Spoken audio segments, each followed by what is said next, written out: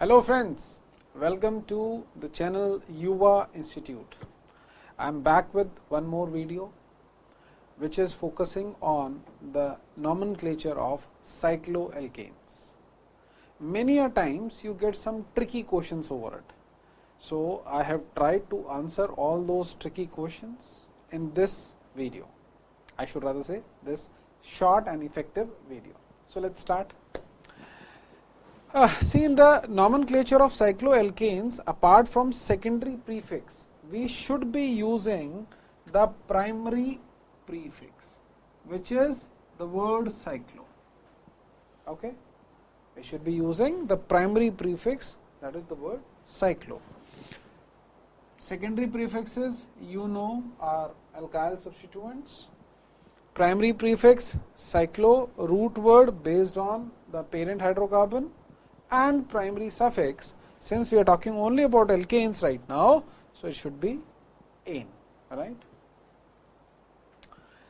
One more important thing, cycloalkanes have homologous series similar to alkenes. The general formula will be CnH2n, though they are alkanes, but because of the cyclic nature, their homologous series is similar to that of alkenes. Please remember, it can be asked in your school exams. Right? What is the homologous series of cycloalkanes? And the value of n should be greater than or equal to 3. Means the minimum value should be 3. A closed shape can be made only with at least 3 lines, right? So, if n is equal to 3, see, this is the expanded format. As you would have seen in my previous videos, the basics of nomenclature, I have explained the expanded format, the condensed one, and the bond line notation or skeletal notation. Okay, so the compound is like this.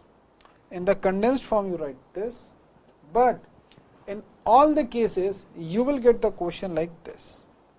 Okay, so first is how to denote, how to write these compounds. Now what is the name of this? Because there are 3 carbons, so the root word is prop. What is the primary prefix? Cyclo. What is the primary suffix? Ane.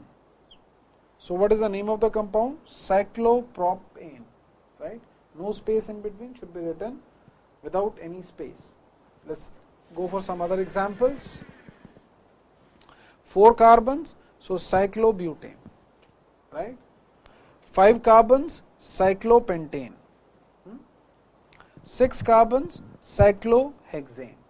Okay, now let's go ahead and put a substituent. Let's put an alkyl substituent. So if I am putting an alkyl substituent, as you can see over here, what should be the name? Now I should follow the full length as I've given you earlier: locant, secondary prefix, primary prefix, root word, and the primary suffix. So over here, see, this is the alkyl substituent, this will be the parent chain, okay, and the name of the compound will be ethyl. Why ethyl? Because there are 2 carbons in this alkyl substituent. Cyclo substituent, primary suffix, 4 carbons, but, primary suffix ane. I once again repeat, there are 4 parts to this: the alkyl substituent, which is the secondary prefix, cyclo primary prefix, but is the root word, ane is the primary suffix. Okay, fine. So this is how you will be naming the compounds. Now let's go ahead and talk about those things which would disturb you during the exam time. He said, what is this question, how to answer this? Which is the parent hydrocarbon? Many a times they will give you compound wherein there will be a chain and a ring as well. So you will be amazed which one is parent. So which is the parent hydrocarbon, chain or the ring? So the answer is, the ring is the parent hydrocarbon unless the substituent has more carbon than the ring. Okay. Now see, in this case, this is parent. Why? Because it has got 6 carbons, whereas in this case, this will be the parent. Okay. So accordingly, the name will be, here the name will be propyl cyclohexane. See, I have written all the 4 parts. Here we have to number it, so it should be 1, 2, 3, 4. You might ask me, why you are not numbering over here, sir? No need, there is only one substituent. So you can place it anywhere. Why? Because all the 6 carbon over here are same, they are equivalent. So no need to number. So this one will be 2 cyclopropyl butane, without any space between L and B. Okay. So this is 2 hyphen cyclopropyl butane. Fine. Now, so first problem is solved. Let's go to the next one. Sir, what if there are more than one substituents? It's again very tricky, sir. How to number? How, from where to start? So if there are more than one substituents in the ring, the numbering should be either clockwise or anti-clockwise. No particular rule that it should be clockwise or anti-clockwise. It's your wish, 100% your wish. Just remember that you have to follow the lowest sum rule. Okay. Now you see this compound. There are 3 substituents, 1, 2, 3. The correct one, as I normally use, the correct numbering is written in blue. So 1, 2, 4. 1 plus 2 plus 4. So it is 7. Alright. So now in this case, I have started with this group, propyl. Just like that. And even you can use propyl, ethyl, methyl, whichever you use. The rule is that the sum of the locant should be lowest. So it is 7. Now as I am using the red one, say for example, I start with ethyl. So it will be 1, then 3, then 4. So 1, 3, 4, but the sum is 8. So that is why it is wrong. Now you might ask me, sir, why you have left the methyl wala part? Why not to start with methyl? Okay.